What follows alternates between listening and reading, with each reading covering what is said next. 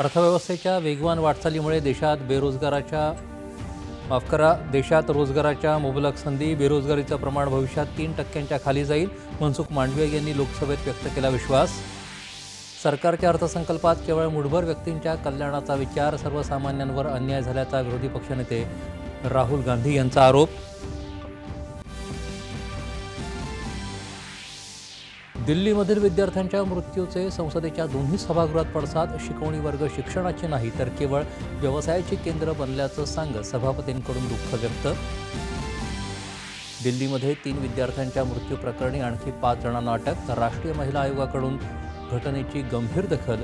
महानगरपालिकेनं 13 बेकायदेशीर शिकवणी वर्गांना ठोकलं टाळं. क्वाड सदस्य देशांच्या सहकार्यानंच हिंद प्रशांत क्षेत्र सुरक्षित, संतुलित आणि समावेशी म्हणून विकसित केलं जाऊ शकतं. एस जयशंकर यांचं क्वाड परराष्ट्र मंत्र्यांच्या बैठकीत प्रतिपादन.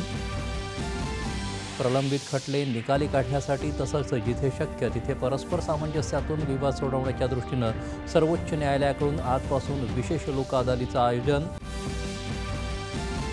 आणि पॅरिस ऑलिम्पिक स्पर्धेच्या 3ऱ्या दिवशी भारतीय नेमबाज अर्जुन बबुता आणि रमिता जिंदाल यांची पदकांची संधी हुकली. बॅडमिंटनमध्ये सात्विक साईराज